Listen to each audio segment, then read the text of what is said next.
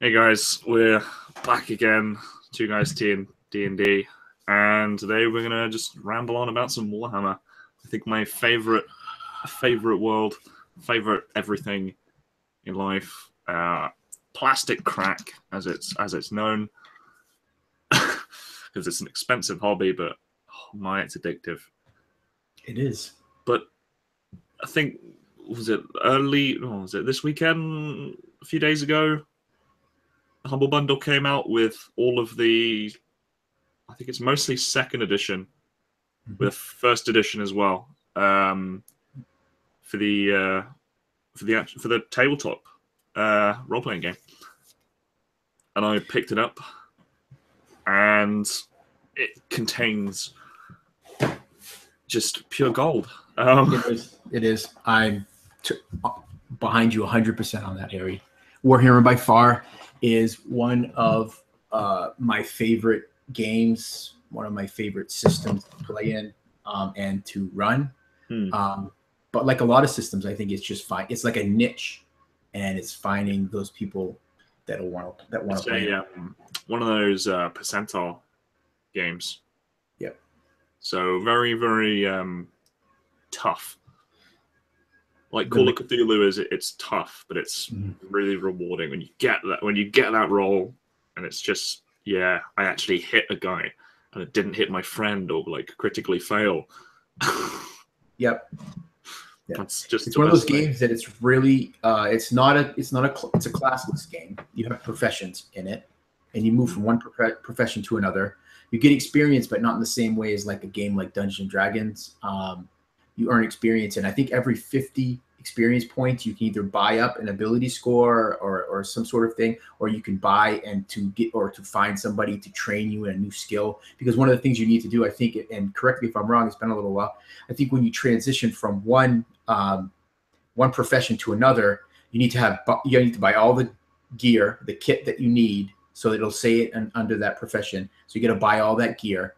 You got to find someone that is willing to I think train you so that you can then move into that career. Games. And it's just really cool. So it's it's a D100, and it's like a buy system. You use your experience to buy stuff, and it's really cool. And I think just a lot of the PDFs were campaign books. I think there was two of them are actually linked together. Something to do with Altdorf and Knoll, and you travel between them and go on this long adventure. There was a cool one in... yes, what is that one called? Jenny ran it probably about a year and a half ago. And there was another really cool one, which was called the Terror in Talabheim, which, oh boy, there's some terror going on in that particular city. Well, let's talk about Warhammer. So one of the things that really draws me to Warhammer is how gritty it is.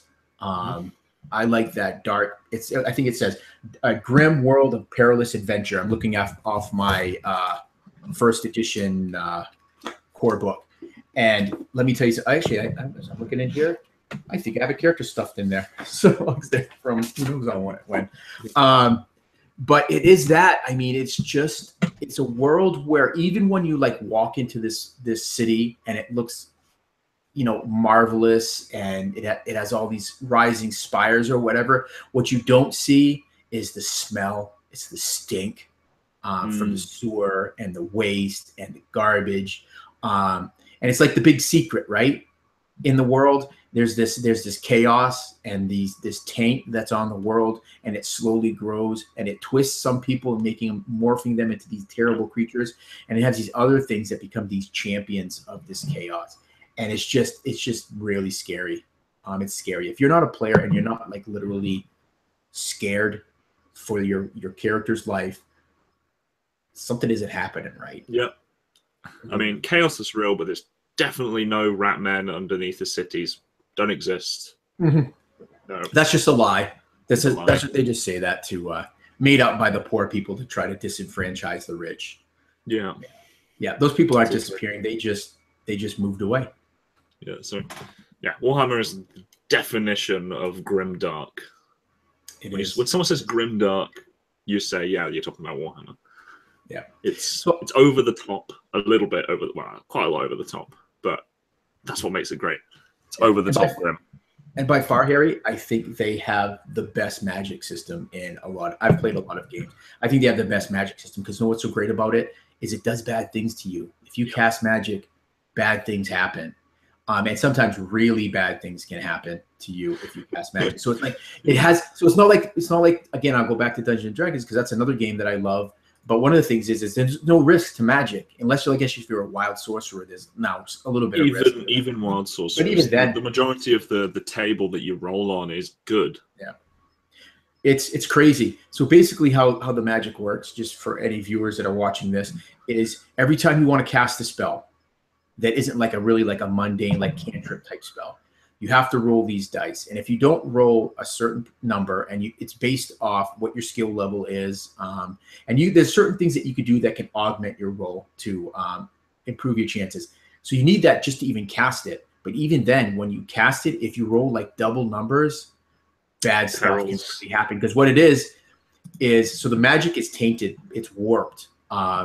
So when you do that, what happens is you channel like too much of that energy into you, and really bad stuff. Like you could literally kill yourself while casting the spell. You might do really well when you cast it, and the same thing for like the divine casters. They have a similar kind of thing. Like if you cast a spell, like the god could literally say, "Nah, no, I'm not going to give you that magic today." Yep. And your spell won't work. Or you could actually draw the attention of the evil forces. Yeah, Tzeentch. Yes.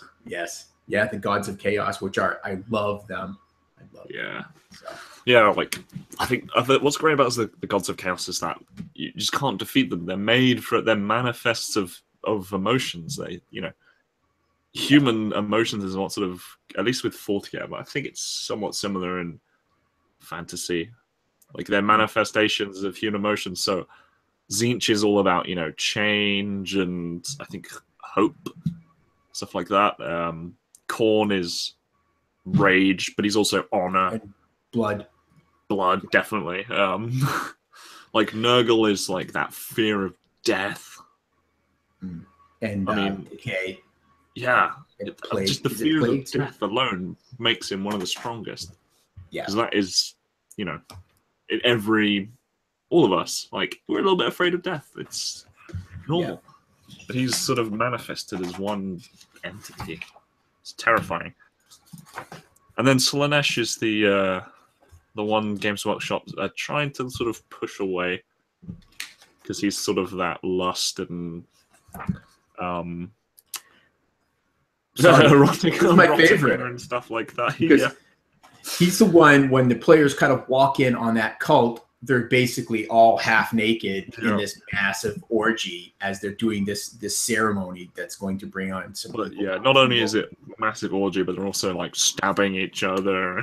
Right. And there's deformities, like someone has they have a third eye, or they have like an arm growing out of their side, or they have scaled skin. It's just But I think in like the rehashed with the tabletop style, I think Age of Sigmar, I think Slaanesh is like dead or something at the moment. Oh, really? Yeah. Yeah, I don't know much. I haven't really stayed on top of how the lore has kind of progressed or moved forward. Just stepping back real quick. So one of the chaos gods that is almost never talked about is Malal. Yeah, Malal. Well, they wrote him out of the lore a while back, but I think he's back. Well, he should be back, because what's really great about him is, he's a chaos power. But one of the things is he's so jealous of the other chaos powers that's what he does. He hunts down the chaos god of chaos. Yeah, he hunts down the other agents of chaos and their heroes, and they destroy them. I mean, that's what he does. I mean, that is like the epitome of chaos. So even though like Khorne is awesome, he's probably revered by, like, a lot of fighters probably secretly revere Khorne, because if you're going to go into this big battle, you're going to say, hey, give me the strength to bloody my enemies, and I will sacrifice this little kid over here so that it'll happen. But Malal has always had, so just like Slaanesh, I dig for a different reason. Malal whenever I'm running a game, I always bring them in there because players get used to fighting cultists that are trying to like ruin the world. But when you run into cultists they're just as evil, but they're almost like an ally. You can almost make it's one of those moral decisions. Do I work with this cultist because their aims are the same as mine? What happens after that? Because they definitely are evil. But yeah. So let's talk. Can we talk quickly about professions? What is your favorite profession or profession line in Warhammer? I can't remember the name of it. It's just like the most mundane. Hold on. Don't say rat catcher. Like no, it wasn't that one. That is hilarious. Oh God, what's it called? Haven't played much of Warhammer. My friends are more D&D people. Sadly. Well, I'll start then. Mine has to be a dwarven troll slayer. Oh yeah. Troll slayer is pretty cool. They're just like the grave robber. Grave robber, yeah. Yeah, grave robber. Well, what's good about a grave robber is I think a grave robber can actually progress to becoming like a doctor, which is really good because there's not a lot of healing magics in Warhammer. So if you like break your leg is broken. Someone else can set it for you, but no magic's going to come along and heal your leg. Now they may take care of the other damage, like heal up the muscle a little bit, help it to heal, but it's still going to heal in a more normal way. So it's mainly because he's resistant to disease and he's strong-minded, so he doesn't run away too much. Right. Because he's seen a lot. He's works with dead bodies. He's after it. And hedge wizards are also fun. Just because magic in this game is so fun. Yeah. Just anything that can cast magic is great. Yeah. But like hedge wizards, sort of like, you're not sure if he's evil or not. Or crazy. Yeah, or crazy.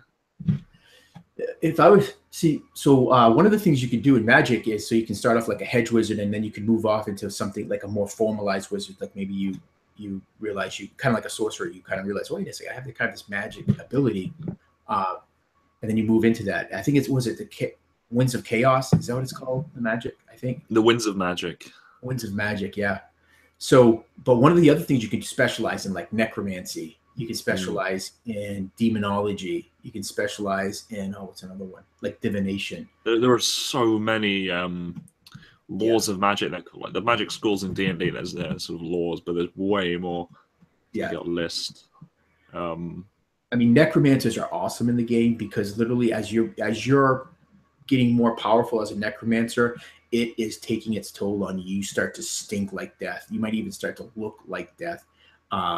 There's just things are going to happen to you. And it'd be just great for a player, or it's great for a player because it's like, how do you try to hide this? How do you try to hide this fact that when the players are like, man, what is that smell? And you're like buying all these perfumes or whatever, or these cosmetics to help cover up these blotches where your skin is starting to gray and peel or something. Because that's what it is. I mean, they're all, so I love that. I just love it. But, yep. Let me see. What else we want to talk about? I think my favorite place that I'd love to do adventures in is the city of Mordheim. Because there's the tabletop game in it. There's various video games set in this place. So a quick rundown is Mordheim was a wonderful, wonderful empire city before it was hit by a meteorite. And it just like showered this crystal called, I think, warpstone all over this place, like irradiated it, made loads of mutants. Everyone sort of left or died. And then you get loads of these war bands coming in from all over the place to just take all this warpstone because it's so valuable.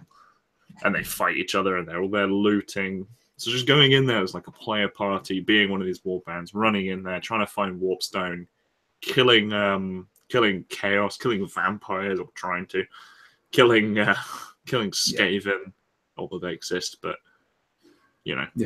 it's just a fun place to have a good little exploration and combat session. Right. Yeah, and Skaven would be Warhammer's version of like a rat man. Yeah. And they're actually a very prolific and organized society. They build like large populations, and they love to live under cities. Well, yeah, well, I think they use the they sort of live in and around these old dwarven like underground roads, which they took over. So they're basically underneath like every single city. They're in there, in the sewers, stealing babies, that kind of thing. Yeah, they have these kind of like witch doctors called Grey Seers, and when they find these warp stone, they covet this warp stone, which allows them to become more powerful, channel magic. They actually run now. See, one of the things Warhammer started off at, like a lot of role-playing games, started off as a tabletop strategy game. So you had these armies. So they actually are pretty creative in creating. Like they have this thing called the Bell of Doom, or I think it's the Bell of Doom or Bell of Terror, and they ring it. And when they ring it, it basically radiates this huge wave of fear. And they'll oftentimes do that when they're just about to engage an enemy, because it'll shake them up and break up their ranks and stuff, and then they'll hit them. So yeah, I mean, they're just great. Probably one of my favorite races, other than like the playable races, because there's not many playable races in Warhammer. There's human, 4 or 5. Yeah, human, halfling, elf, and dwarf are the only playable races. I think with some of them you can play like an ogre or something, I think, as well. Yeah, that's probably more in an alternate or like half, like Unearthed Arcana and 5. Yeah, kind of. I think in the sort of like fan successor, Zweihander, I think you can play an ogre in that. Yep. So it's good. Excuse me. Alignment's really simple in this game. I know a lot of people, I've seen people talk about alignment all the time. So basically it's pretty simple. All humans are pretty much neutral. Some are good, some are bad.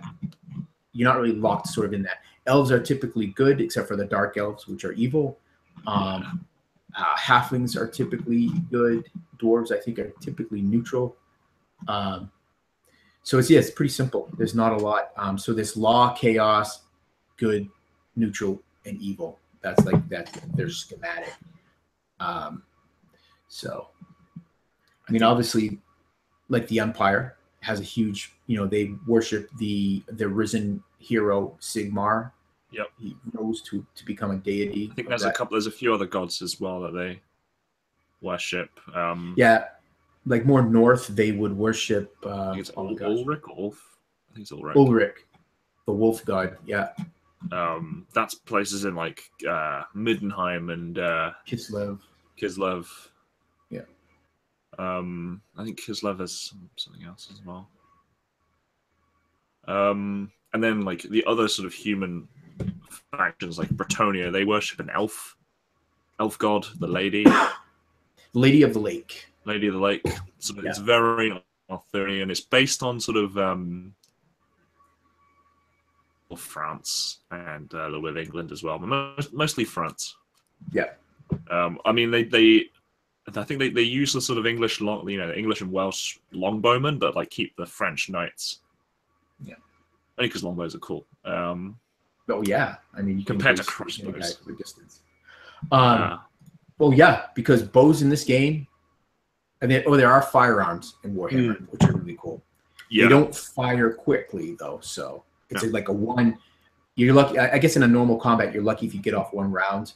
You open up and then switch to your sword or your stick, whatever you've got. Because of the way the game works, bows are super deadly. Firearms are super deadly. You never are going to have... They don't have hit points. They have things called wounds. And it works on like when you wear armor, you have toughness and it absorbs damage you take. But you don't have a lot of wounds. Yeah. And, and it works on a kind of an exploding dice sort of mechanic, where if you roll like the max, then you get to roll again. And if you roll on the max, you could basically keep rolling your damage once you've hit. And once you've rolled that max damage, you can keep rolling damage until you don't roll max. I I've just looked. So firearms in this game require like 2 full, I'm guessing actions, just 2 full actions to reload, whereas which is like 2 turns. Half. Yeah. Or a crossbow 1 full action. Yeah. Yeah. So that's like how different they are, but the firearms do a lot more damage. Yeah, and I think that's what's really nice is because how they break down like a round, like a combat round, it allows the player to be creative on what they want to do. Do I want to take time to dodge? Do I want to just go all out attack on this thing?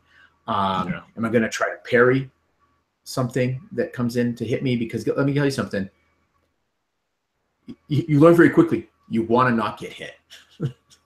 So you want to make sure that you have a dodge left. You want to make sure that if you have a shield, that you have that shield so you can use it. You want to make sure that you still have a parry if things are getting really hot and heavy, because you can block away some damage or an attack that might take you down. But yeah, in this book.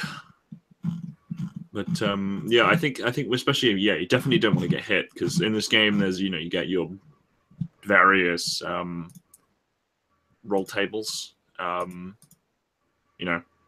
might get your head chopped off, or you lose a limb.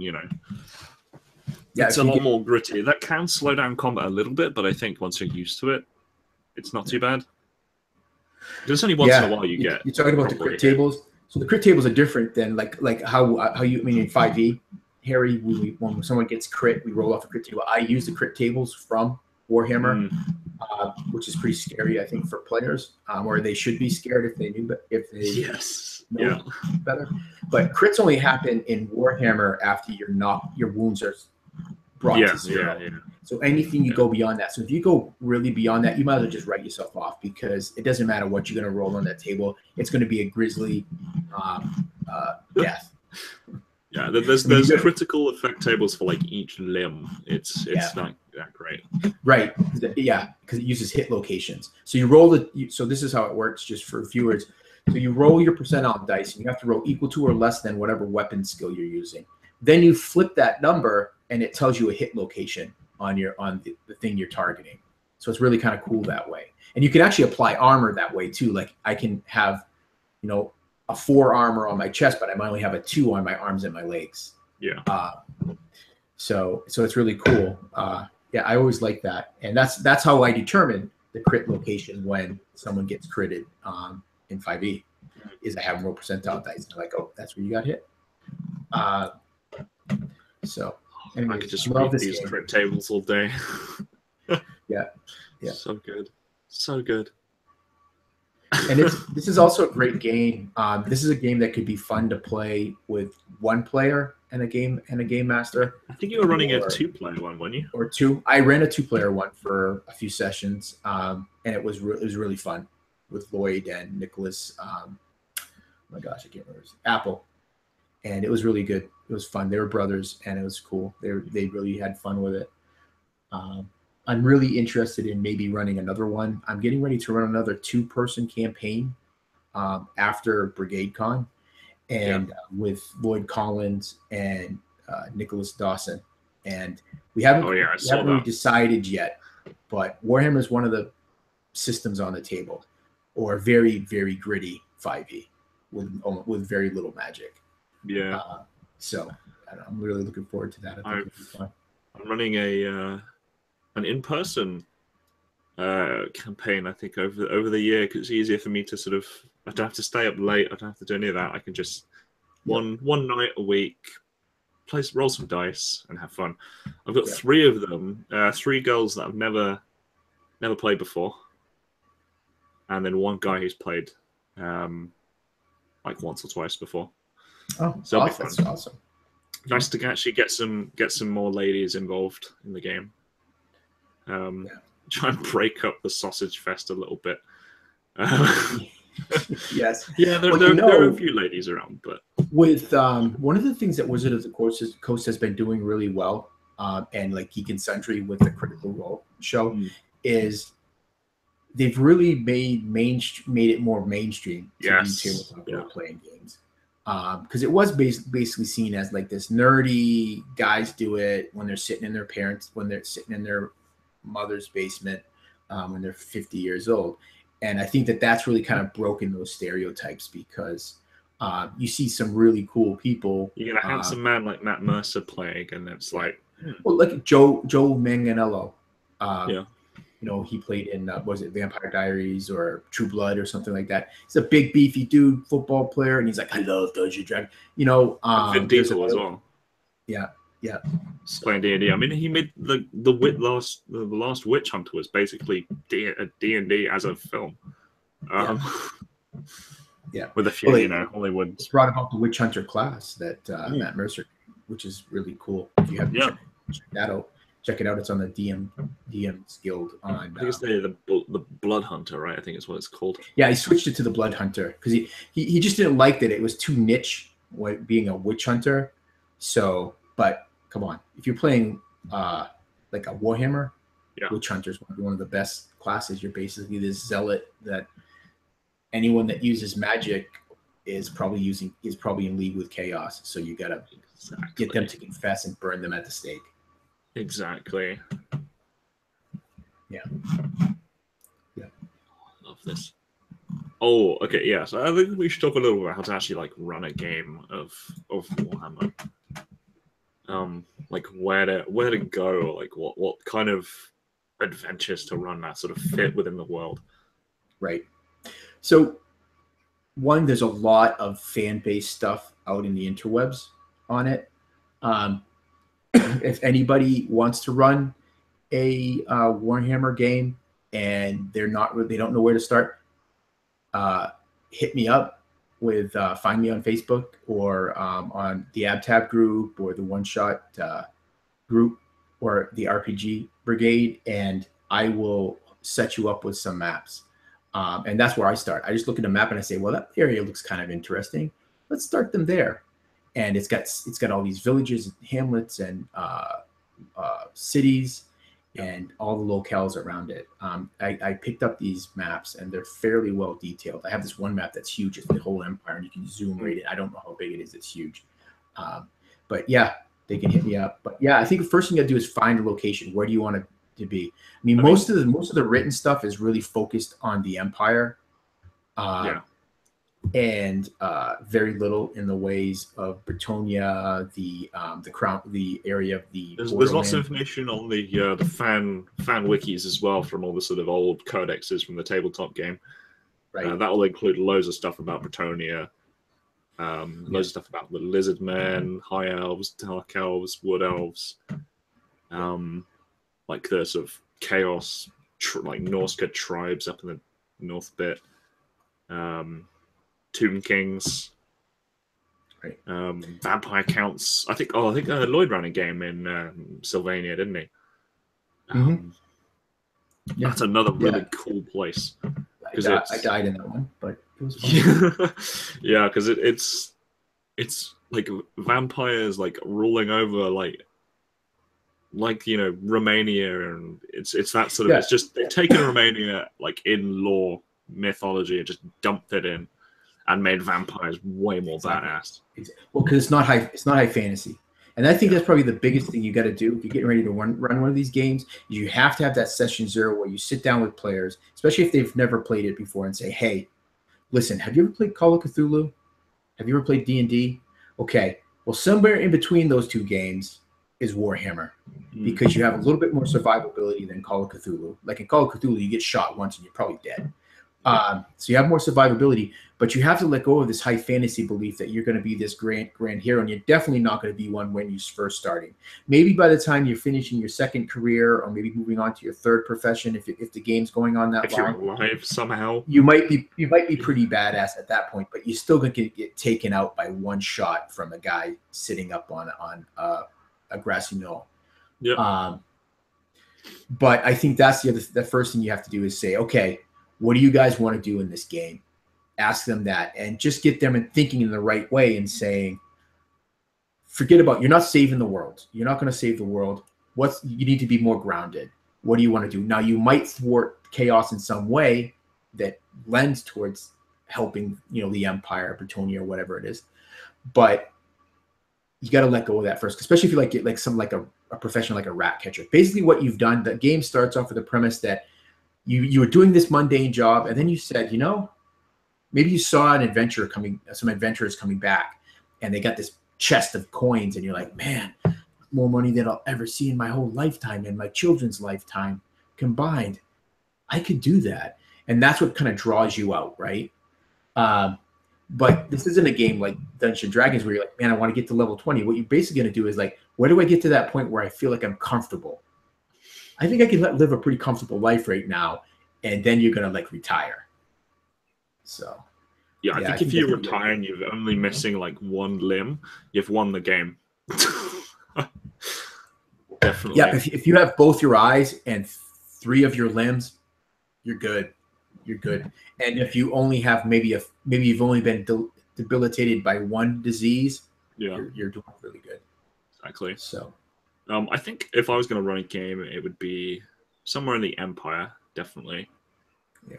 I think I don't think the game has that has the power level required to be like a cool Bretonian knight or something.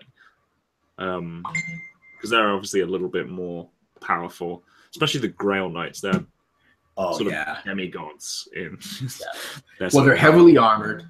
Yeah. They usually ride horses that are heavily armored. Their lance will basically pierce. It'll be on fire as well. Not just any fire, like holy fire, and they'll just be able to just kill you. They're like paladins on crack. They're pretty much immune to most damage as well.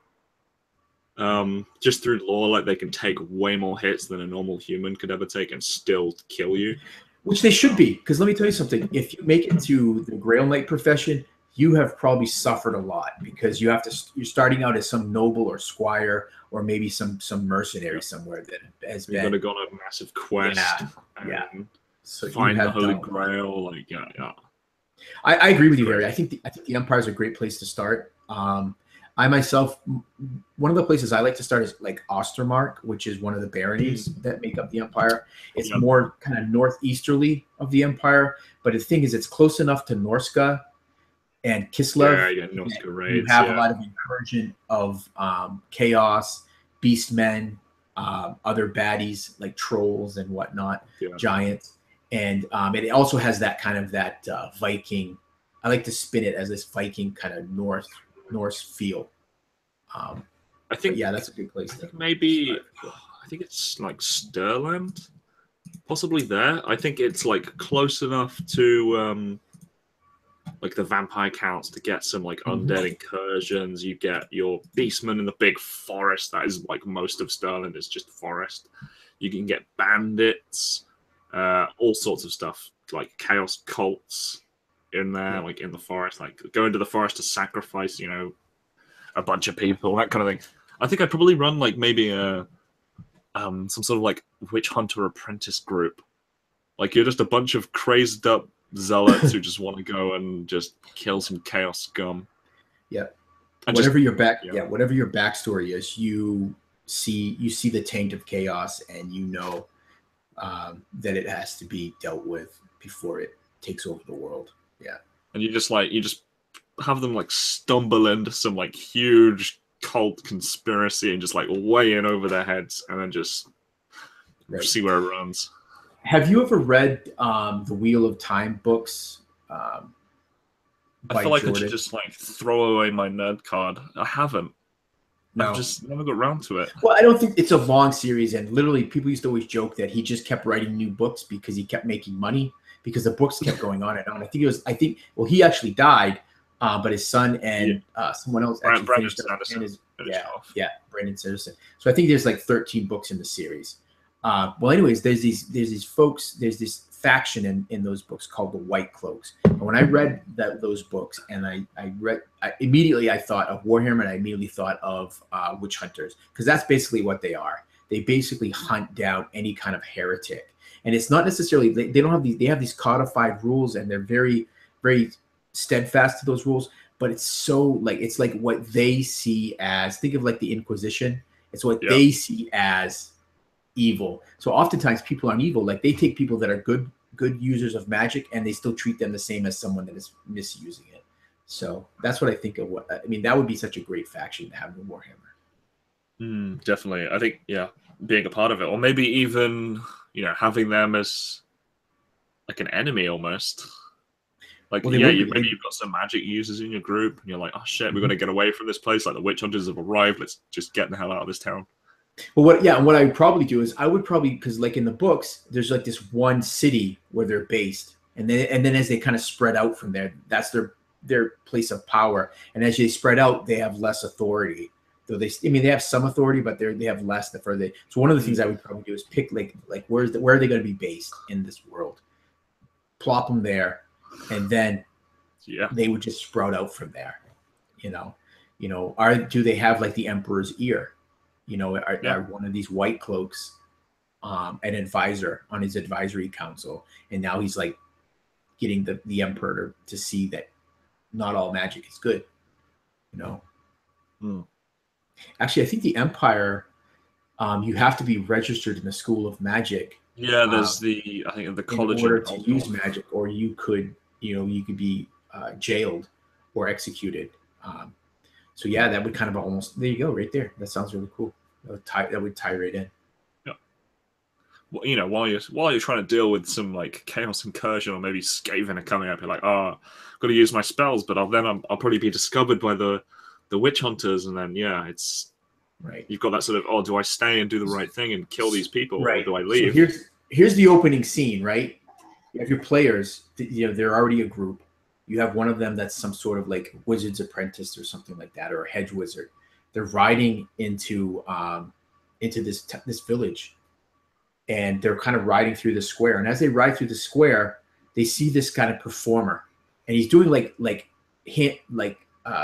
sleight of hand moves to make things disappear, much like illusionists do here in the real world. And so the players see this, and all of a sudden he's apprehended by these men in white cloaks, and dragged away, thrown into this, bound, gagged, and thrown into the back of this wagon, and just leaving it at that, because then it's like sends that message. Then that, like you said, it's like the caster's like, oh, well, yeah. I just thought of another great opening, not quite related to that story, but just fun. So, have the players like start in a circus, and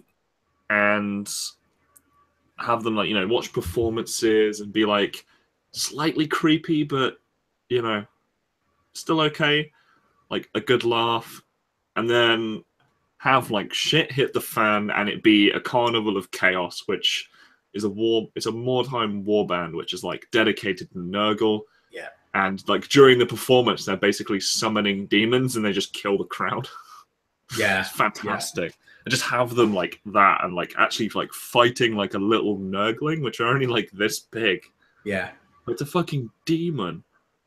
Like, that is a problem. Like, something this big and like made of goo is a problem. Like, that's just like an epic encounter. Right. And it doesn't have to be big, because guess what? Because I think magic and things like that is just seen as so scary to the common person in Warhammer. Magic is rare. It's not going to be like a D&D game where you're going to have five characters and 3 of them can cast magic in some form or another.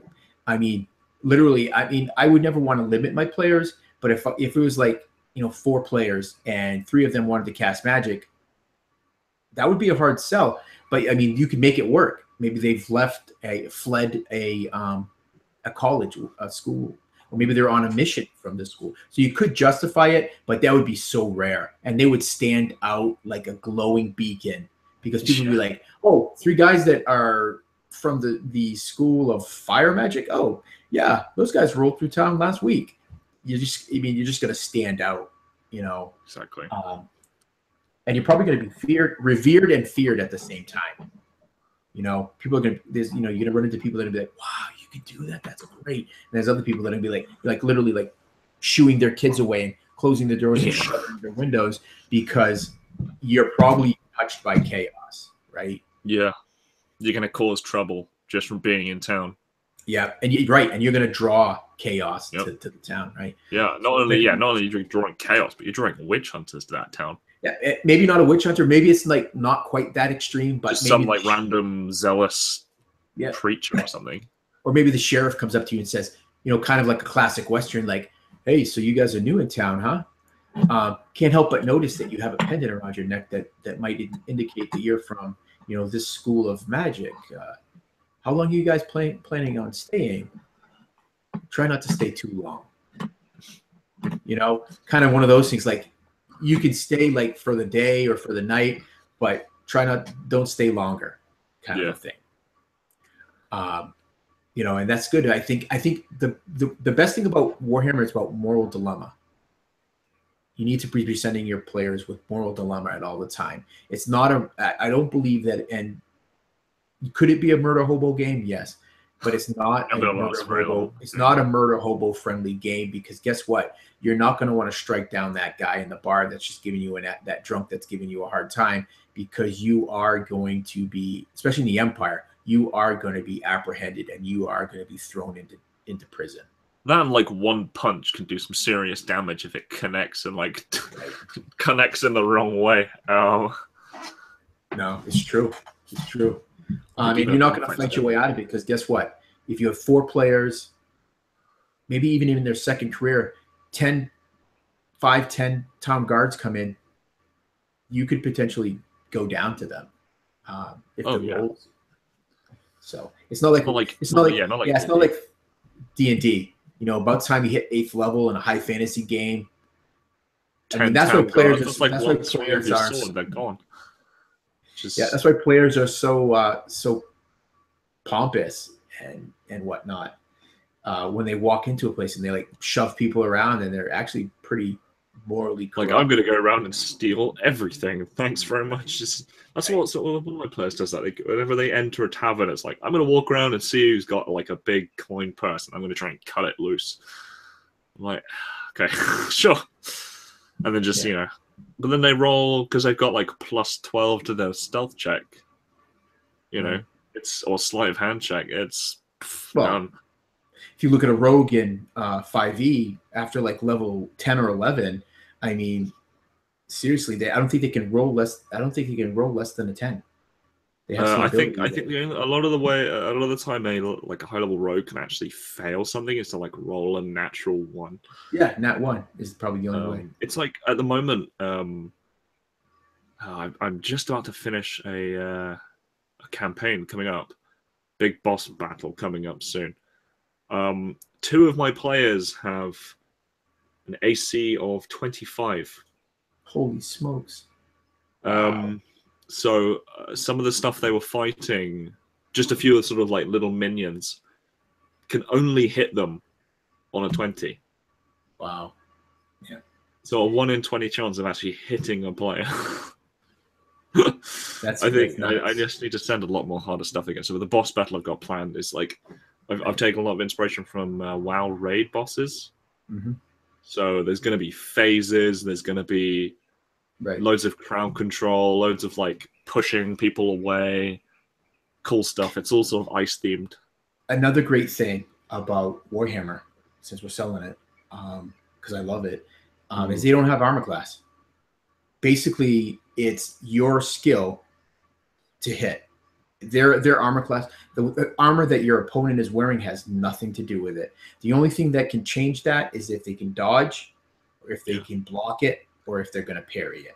Those are the only things that will influence, that can influence you striking them. And their armor and toughness is just gonna mitigate the damage you do. So it might absorb it all. So you might be finding yourself beating against that knight, and you're like, man, I can just not hit this guy. You got to like roll like max damage to cause any harm to him. But yeah, I think that's one of the things. That's another great thing about the system, is you don't have to worry about armor class and whatnot. That whole mechanic is non-existent in this game. So yeah, I think it's especially with 5e, like dex-based characters. I don't know, Dex just does too much for me in 5e.